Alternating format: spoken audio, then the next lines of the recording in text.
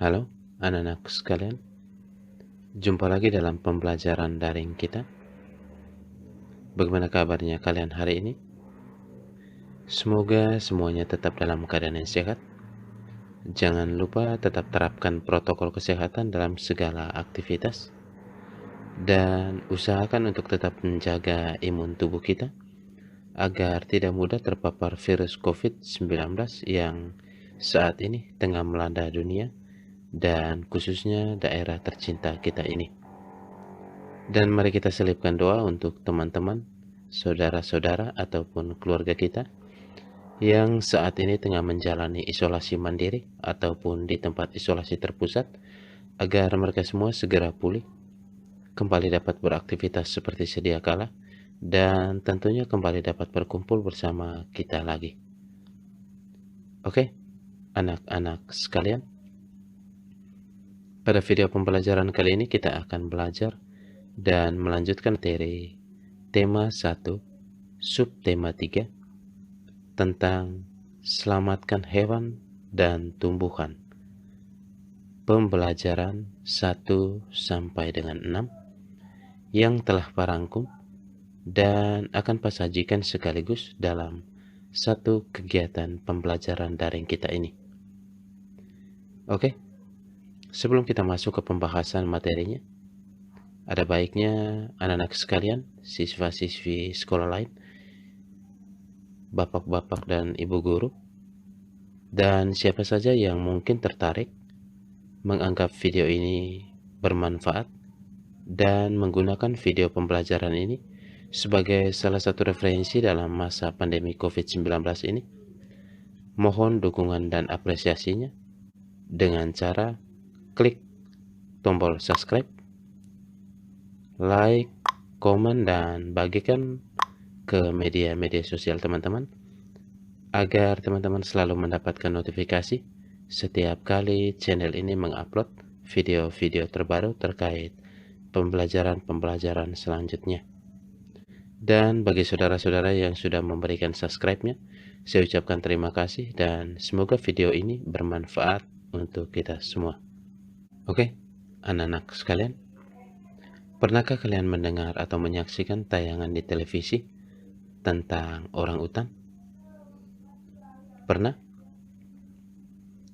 Anak-anak sekalian, orang utan merupakan salah satu jenis hewan dan termasuk salah satu dari beberapa jenis hewan di Indonesia yang keberadaannya hampir punah. Yang dimaksudkan punah adalah habis tak tersisa. Indonesia dikenal sebagai negara yang kaya akan flora dan fauna. Namun saat ini jumlah flora dan fauna di Indonesia semakin berkurang, bahkan ada yang sudah punah. Nah, muncul pertanyaan, mengapa flora dan fauna mengalami kepunahan?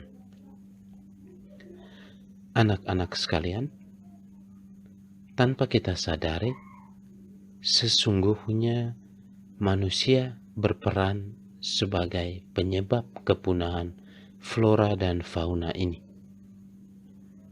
Aktivitas manusia seperti pembakaran dan penebangan hutan sesungguhnya telah merusak ekosistem. Dengan rusaknya ekosistem, habitat atau tempat tinggal flora dan fauna semakin berkurang. Selain itu, banyak hewan yang diburu oleh manusia untuk kesenangan semata ataupun untuk kegiatan ekonomi. Selain karena manusia, faktor alam juga mempengaruhinya. Contohnya, karena tidak mampu menyesuaikan diri dengan kondisi lingkungan dan atau terjadinya bencana alam dapat menyebabkan kepunahan.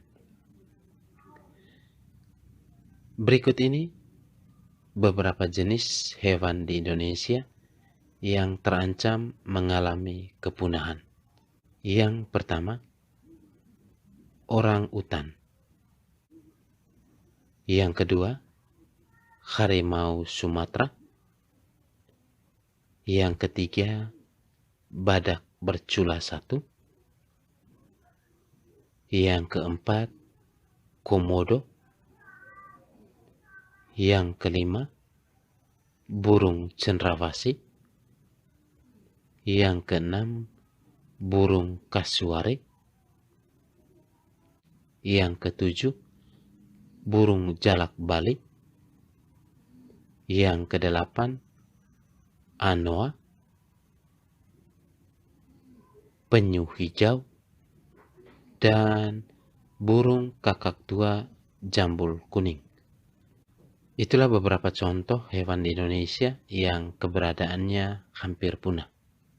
Nah, apa yang harus kita lakukan dan bagaimana cara menjaga kelestarian hewan-hewan langka tersebut?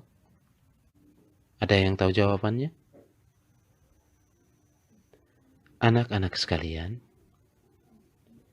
berikut ini adalah langkah-langkah yang telah dan dapat dilakukan untuk melestarikan hewan-hewan langka ini. Yang pertama, pembuatan peraturan tentang Undang-Undang Perlindungan Hewan Langka. Ya. Salah satu upaya pemerintah dalam menjaga kelestarian hewan langka yaitu dengan mengeluarkan Undang-Undang Perlindungan bagi Hewan Langka dan Undang-Undang Perburuan. Pemerintah akan memberikan sanksi yang tegas baik bagi pemburu maupun orang yang memperjualbelikan hewan langka tersebut. Langkah yang kedua adalah perlindungan terhadap tempat hidup hewan.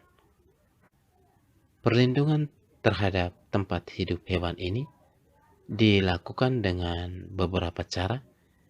Di antaranya yang pertama adalah cagar alam. Cagar alam adalah daerah pelestarian di mana hewan dan tumbuhan yang ada di dalamnya dilindungi oleh undang-undang dari bahaya kepunahan dan perburuan liar. Yang kedua adalah pembuatan Suaka Marga Satwa. Suaka Marga Satwa adalah daerah pelestarian hewan liar yang ada di dalamnya beserta tempat hidupnya. Yang ketiga, pembuatan Taman Nasional. Taman Nasional merupakan daerah pelestarian alam yang dimanfaatkan untuk pengetahuan dan pendidikan, serta rekreasi dan pariwisata. Yang keempat, Taman Hutan Raya atau disingkat Tahura. Taman Hutan Raya adalah suatu daerah pelestarian alam, terutama untuk tujuan koleksi tumbuhan dan satwa alami atau satwa buatan. Dan yang kelima adalah Taman Wisata Alam atau disingkat TVA. Taman Wisata Alam merupakan hutan wisata yang memiliki keindahan alam, baik tumbuhan, hewan, dan alam itu sendiri yang mempunyai corak khas dan dapat dimanfaatkan bagi kepentingan rekreasi dan kebudayaan. Itu langkah kedua. Kedua, yang dilakukan oleh pemerintah. Langkah yang ketiga adalah pengembangbiakan hewan yang dilindungi. Salah satu upaya untuk menyelamatkan dan melestarikan hewan atau tumbuhan yang hampir punah adalah dengan cara penangkaran. Penangkaran maksudnya manusia membuat tempat khusus untuk mengembangbiakan hewan dengan campur tangan manusia, tetapi tetap mempertahankan kemurnian jenisnya. Selain itu, membantu perkembangbiakan hewan yang hampir punah dapat juga dilakukan dengan cara inseminasi buatan. Inseminasi buatan merupakan perkembangbiakan pada hewan dengan cara menyuntikkan sperma dari hewan jantan pada hewan betina. Cara ini tentunya dilakukan oleh dokter atau orang-orang profesional. Langkah yang keempat adalah penggunaan bahan alternatif. Bahan sintetis atau bahan tiruan dapat digunakan untuk mengganti pemanfaatan bagian-bagian tubuh hewan. Cara ini dilakukan untuk mengurangi pemburuan terhadap hewan-hewan langka atau hewan-hewan yang dilindungi. Anak-anakku sekalian, sesungguhnya bukan hanya negara kita yang mengalami kelangkaan hewan atau tanaman ini. Negara-negara lain yang ada di kawasan Asia Tenggara ini juga mengalami hal yang sama. Langka maksudnya adalah jarang didapat, jarang ditemukan, karena jumlahnya semakin sedikit. Jadi, hewan langka atau tumbuhan langka merupakan hewan atau tumbuhan yang sudah jarang didapat, jarang ditemukan karena jumlahnya semakin sedikit. Anak-anakku, Asia Tenggara memiliki iklim tropis yang menjadi keunggulan bagi negara-negara yang ada di kawasan ini, termasuk negara kita tercinta Indonesia, karena iklim tropis ini menyebabkan hewan dan tumbuhan langka dapat hidup dengan baik. Nah, berikut ini beberapa contoh hewan dan tanaman langka yang ada di negara-negara di kawasan Asia Tenggara ini. Yang pertama, orang utan. Orang utan merupakan salah satu hewan langka yang hidup di hutan tropis Asia Tenggara. Salah satunya di hutan Indonesia.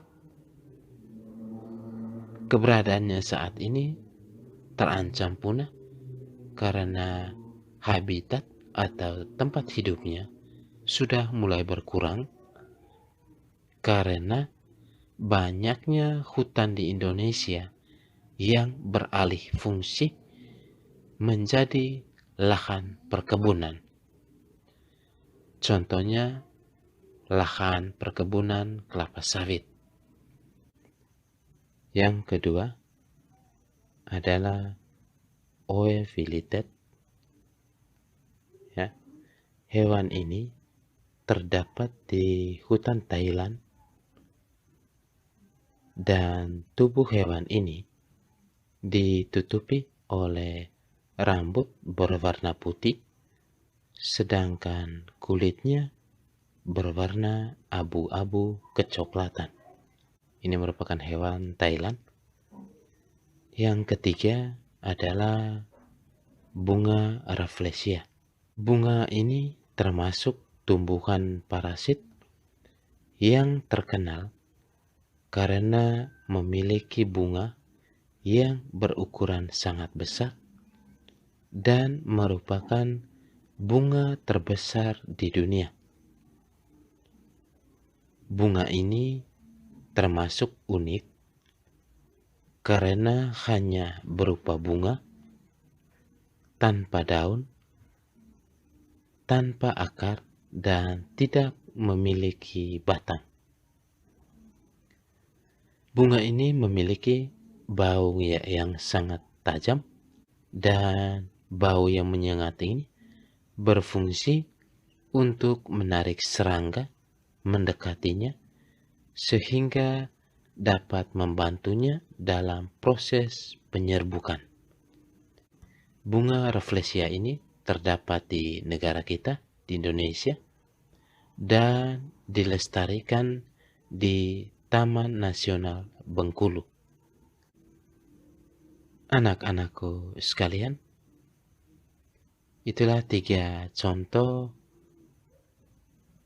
hewan dan tanaman yang merupakan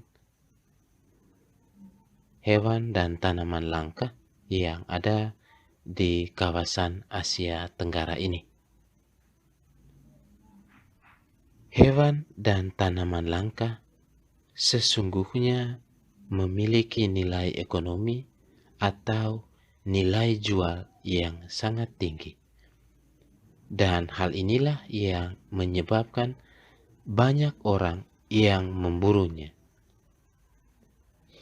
Indonesia dan negara-negara di ASEAN bekerja sama untuk melestarikan hewan dan tanaman langka tersebut dengan cara membangun taman nasional di beberapa negara. Yang pertama, di Indonesia.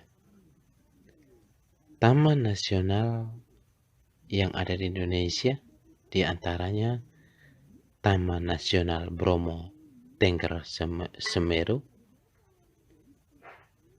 Taman Nasional Pulau Komodo, dan Taman Nasional Kelimutu. Di Malaysia, antara lain Taman Nasional Taman Negara, Taman Nasional Kinabalu, dan Taman Nasional Gunung Mulu.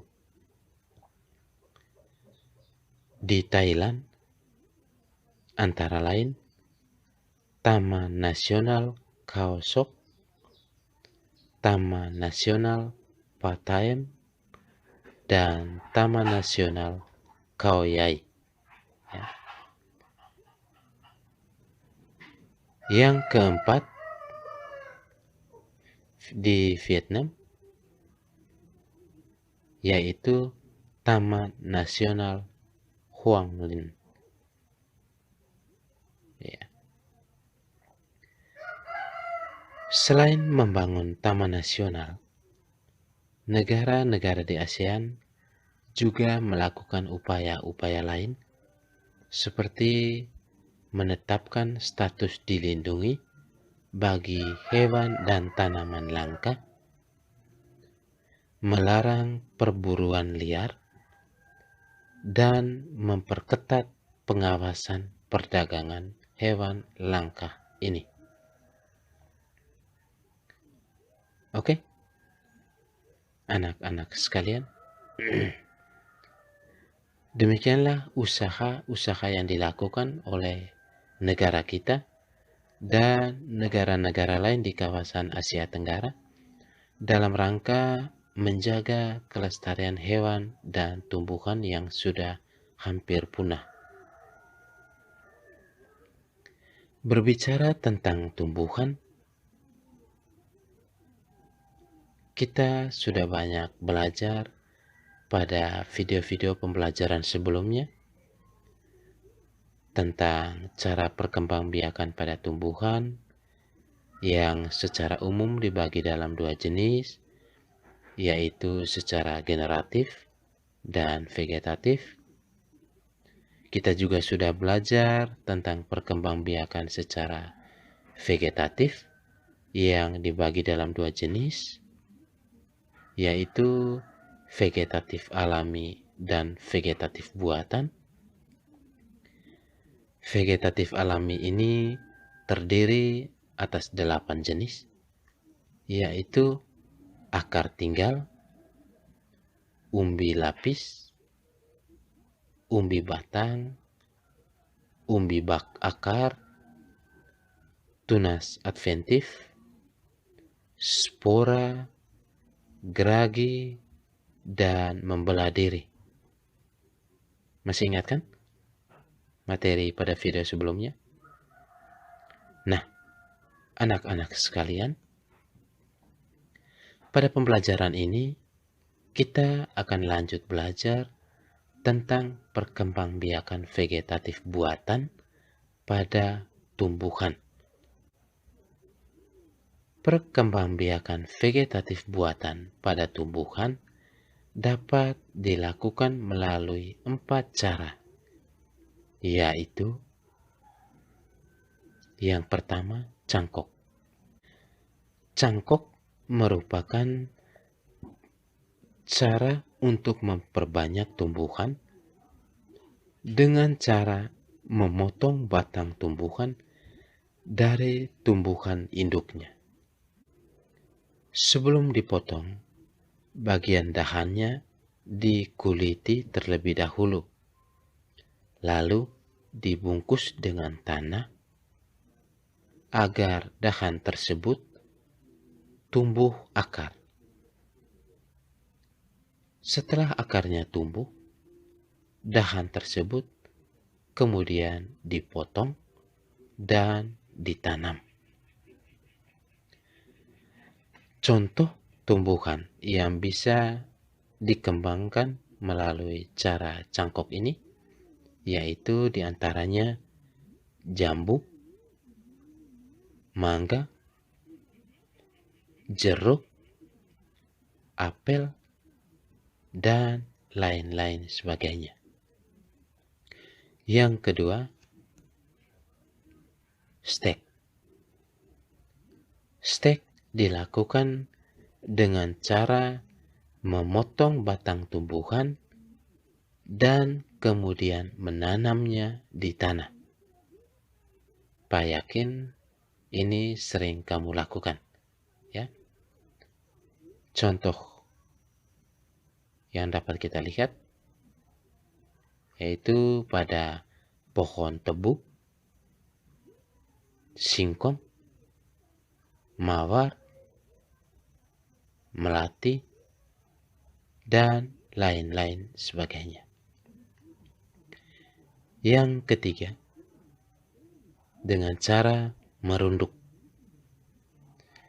Merunduk adalah teknik menanam tumbuhan dengan cara merundukkan atau membengkokkan bagian batang atau cabang ke tanah, lalu menimbunnya dengan tanah hingga bagian tersebut tumbuh akar, untuk kemudian selanjutnya bagian tersebut dipotong dan ditanam. Contohnya dapat kita lakukan pada tumbuhan apel, selada air, anggur, melati, dan lain-lain sebagainya. Cara yang keempat yaitu menyambung. Menyambung merupakan teknik memperbanyak tumbuhan dengan cara menyambungkan bagian akar dan batang dari dua jenis tumbuhan yang berbeda. Oke, itulah 4 cara perkembangbiakan vegetatif buatan pada tumbuhan. Anak-anakku sekalian, tumbuhan atau tanaman yang ada di negara kita pada dasarnya tidak jauh berbeda dengan tumbuhan atau tanaman yang ada di negara-negara lain di kawasan Asia Tenggara ini. Hal ini disebabkan karena negara-negara ini berada dalam satu kawasan yang beriklim tropis. Perbedaannya terletak pada cara pengolahan hasil tumbuhan atau tanaman-tanaman ini. Dan tentu saja perbedaan cara pengolahan ini bergantung pada kemampuan sumber daya manusianya, teknologi, dan juga tidak terlepas dari kondisi politik negara tersebut. Nah, anak-anakku sekalian, berikut ini kita akan pelajari tentang kondisi politik negara-negara di kawasan Asia Tenggara ini. Kondisi politik negara-negara di kawasan Asia Tenggara berbeda-beda. Setiap negara memiliki sistem pemerintahan yang juga berbeda. Kita mulai dari yang pertama, Brunei Darussalam.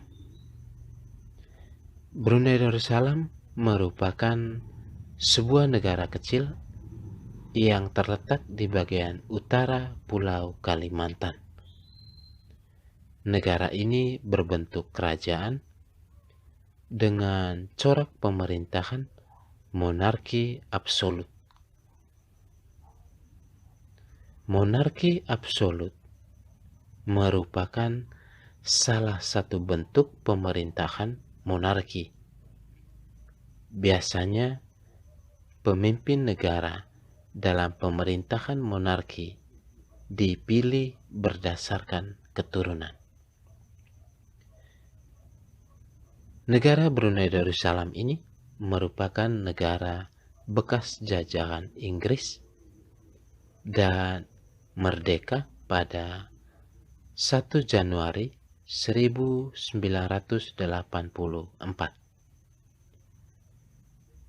Dalam menjalankan pemerintahannya, Sultan Brunei Darussalam ini menjadi sebagai kepala negara dan kepala pemerintahan, merangkap juga sebagai Perdana Menteri dan Menteri Pertahanan. Sultan dibantu oleh Dewan Penasihat dan beberapa menteri. Ya. Yang kedua adalah Laos. Nenek moyang penduduk Laos berasal dari Cina Selatan. Negara ini merupakan bekas jajahan Prancis dan merdeka pada 19 Juli 1949. Pada tahun 1353, penduduk Laos dipimpin oleh Fangon dan menyebut wilayah Laos sebagai kerajaan sejuta gajah. Kerajaan itu akhirnya pecah pada tahun 1700-an. Dan kemudian pada tahun 1800, sebagian besar wilayah Laos dikuasai oleh Prancis. Negara Laos dipimpin oleh seorang presiden sebagai kepala negara dan Perdana Menteri sebagai kepala pemerintahannya. Negara ini menganut sistem semi-presidensial. Yang ketiga, Malaysia. Malaysia merupakan negara bekas jajahan Portugis, Belanda, Inggris, dan Jepang. Negara ini banyak diincar dan diperebutkan karena menjadi pusat perdagangan.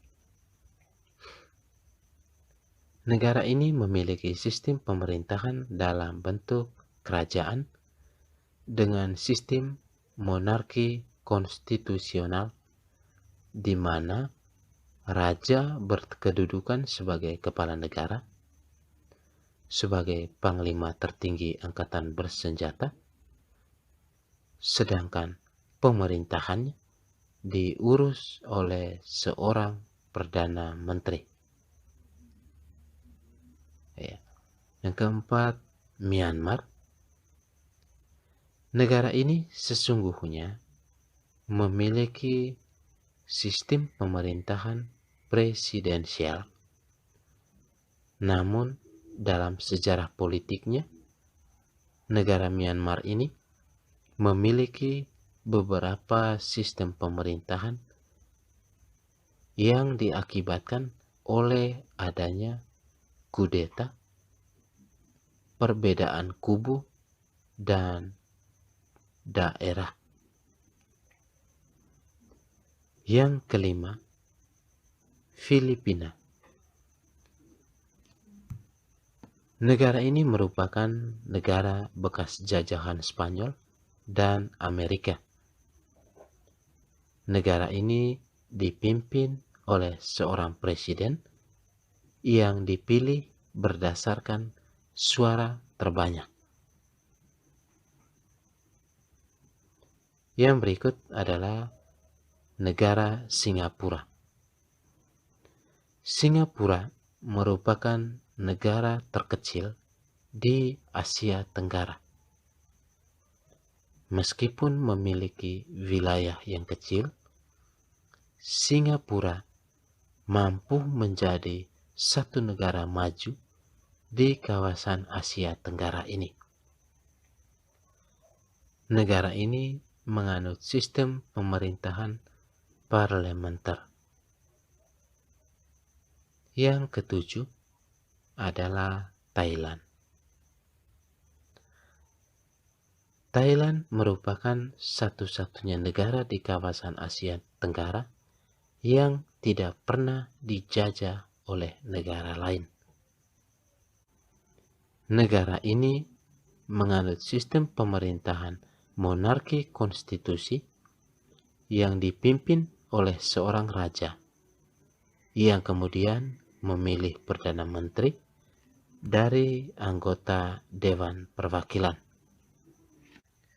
Yang kedelapan, Vietnam. Nenek moyang penduduk Vietnam berasal dari lembah Sungai Merah. Negara ini merupakan bekas jajahan Prancis. Setelah merdeka, negara ini terpecah menjadi dua, yaitu Vietnam Utara dan Vietnam Selatan. Setelah itu, negara ini kembali menjadi satu negara yang utuh. Negara ini dipimpin oleh presiden yang menjadi kepala negara dan pemimpin militer, sedangkan pemerintahannya dijalankan oleh Perdana Menteri. Yang kesembilan adalah Kamboja. Kamboja merupakan negara kerajaan yang berbentuk monarki konstitusional. Negara ini merupakan bekas jajahan Jepang dan merdeka pada 9 November 1953. Yang ke-10, adalah negara kita tercinta, Indonesia. Indonesia merupakan negara terluas di kawasan Asia Tenggara dan merupakan negara kepulauan. Negara kita memiliki semboyan persatuan, yaitu Bhinneka Tunggal Ika, yang berarti berbeda-beda tetapi tetap satu. Para pendiri bangsa kita menetapkan Pancasila sebagai dasar negara. Nilai-nilai dalam Pancasila dianggap mampu menjadi landasan perilaku bangsa yang memiliki latar belakang suku dan budaya yang beragam. Oke, anak-anakku sekalian, itulah gambaran singkat kondisi politik dari negara-negara di kawasan Asia Tenggara. Dan kalian sudah ketahui bahwa negara kita merupakan negara terluas di kawasan Asia Tenggara ini. Kondisi inilah yang menjadikan negara kita menjadi negara yang majemuk, yang terdiri atas berbagai macam suku, agama, budaya, dan bahasa. Dengan adanya kemajemukan ini,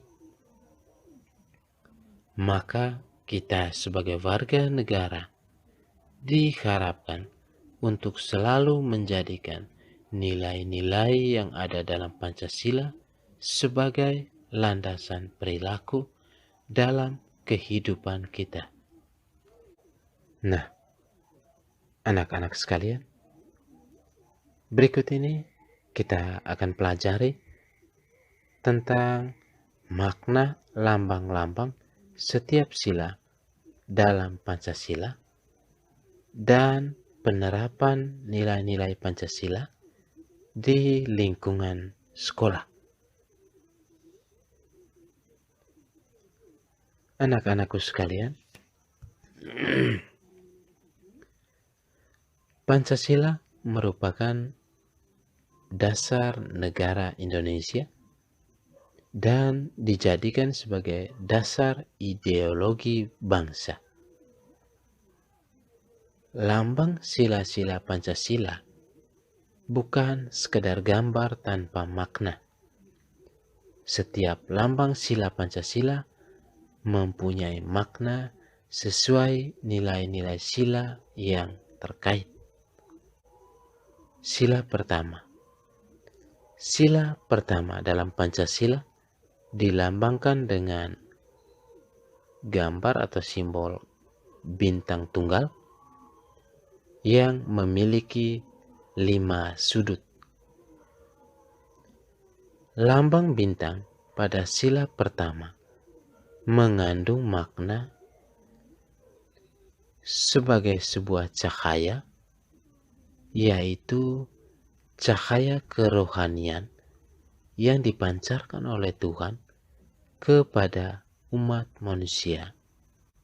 Sedangkan warna hitam pada latar belakang bintang tersebut melambangkan warna alam.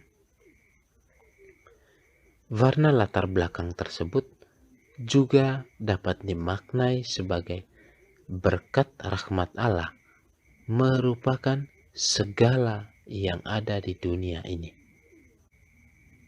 Sila kedua. Sila kedua dilambangkan dengan gambar atau simbol rantai emas. Mata rantai emas berbentuk lingkaran dan persegi yang saling berkaitan hingga membentuk suatu lingkaran. Mata rantai berbentuk segi empat merupakan lambang laki-laki, dan mata rantai berbentuk bulat melambangkan wanita. Mata rantai yang saling berkaitan melambangkan hubungan setiap manusia, baik laki-laki maupun perempuan, saling membutuhkan dan harus bersatu agar menjadi kuat, sama halnya dengan rantai. Sila ketiga yang dilambangkan dengan pohon beringin. Lambang pohon beringin memiliki makna bahwa Pancasila merupakan tempat berteduh atau berlindung bagi seluruh rakyat Indonesia agar merasa aman meskipun terdapat banyak perbedaan di antara suku bangsa yang satu dengan suku bangsa yang lain. Pohon beringin yang memiliki sulur dan akar yang menjalar ke segala arah merupakan lambang dari keberagaman suku bangsa di Indonesia yang semuanya itu bersatu dan berlindung di bawah Pancasila. Sila keempat yang dilambangkan dengan kepala banteng. Kepala banteng pada sila keempat memiliki makna bahwa rakyat Indonesia merupakan makhluk sosial yang suka berkumpul dan bermusyawarah untuk bermufakat dan mengambil suatu keputusan. Segala keputusan yang diambil adalah hasil musyawarah dan mufakat bersama. Yang kelima, padi dan kapas. Lambang padi dan kapas mengandung makna kebutuhan dasar semua manusia untuk hidup, yaitu kebutuhan akan sandang dan pangan. Ya. Terpenuhinya kebutuhan sandang dan pangan merupakan pertanda bahwa suatu negara mencapai kemakmurannya. Nah, anak-anakku, selain sebagai dasar negara, Pancasila juga berkedudukan sebagai pandangan hidup bangsa Indonesia. Sebagai pelajar, kamu mempunyai kewajiban untuk menerapkan nilai-nilai Pancasila dalam keseharian, termasuk di lingkungan sekolahmu. Nah, berikut ini adalah contoh-contoh penerapan nilai-nilai Pancasila di lingkungan sekolah. Yang pertama, berdoa bersama, baik saat apel bendera atau sebelum memulai pelajaran di kelas. Dan ini merupakan contoh pengamalan sila pertama. Yang kedua, mengumpulkan dana solidaritas atau bentuk turut berduka cita kita ketika ada orang tua atau keluarga siswa lain yang meninggal dunia. Pernah kan? Nah, ini merupakan contoh pengamalan sila kedua dalam Pancasila.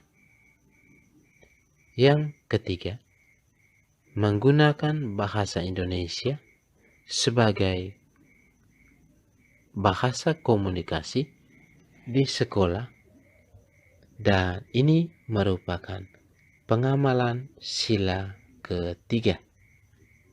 Yang keempat, menghargai pendapat teman dalam diskusi kelompok. Ini merupakan contoh pengamalan sila keempat. Yang kelima, semua siswa mendapat tugas piket harian dan dijalankan dengan penuh tanggung jawab secara bergilir. Ini merupakan contoh pengamalan sila kelima.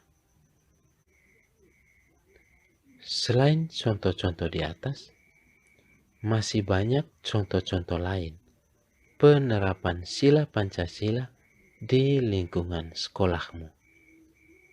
Misalnya, ketika kalian dibagi dalam kelompok dan ditugaskan untuk membuat sebuah karya seni, misalnya patung sederhana, dan setiap kelompok harus pamerkan hasil karya atau kerjanya, maka sikap yang baik adalah menyaksikan dan menghargai pameran hasil karya kelompok-kelompok lain. Ya. Karena pameran itu merupakan kegiatan penyampaian ide atau gagasan kepada orang lain melalui karya seni. Jadi, sebuah karya yang dihasilkan oleh seseorang, oleh sekelompok orang, atau oleh suatu daerah harus kita apresiasi, harus kita hargai, karena itu merupakan sikap yang baik yang menunjukkan penerapan sila-sila ataupun nilai-nilai yang ada dalam Pancasila. Nah, anak-anakku, berbicara tentang pameran. Pameran ini dibedakan atas 3 jenis berdasarkan waktu penyelenggaraannya.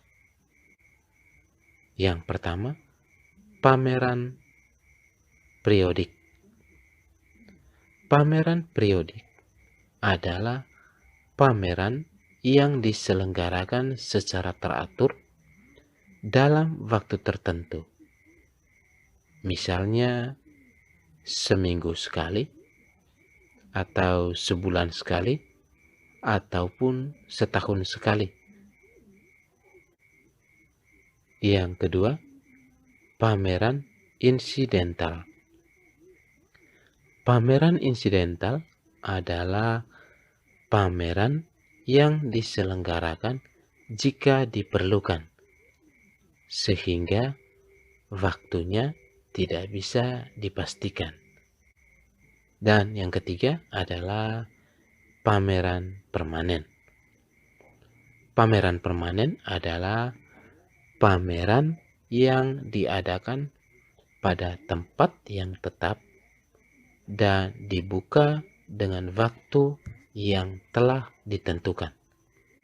Contohnya, pameran di museum. Oke, anak-anak sekalian, dengan jenuh ya? Pak harapkan semua paparan materi yang sudah Pak sajikan tadi dapat kalian pahami. Dan anak-anakku sekalian, tidak terasa materi tema 1 kita sudah berakhir. Semoga sistem pembelajaran ini dapat membantu kalian dalam belajar, terutama di masa pandemi COVID-19 ini. Untuk tugas atau LKPD, dan juga ringkasan materinya akan Pak kirimkan lewat grup WhatsApp kelas kita. Oke, anak-anakku sekalian, sekian saja. Semoga bermanfaat dan salam sehat dari rumah.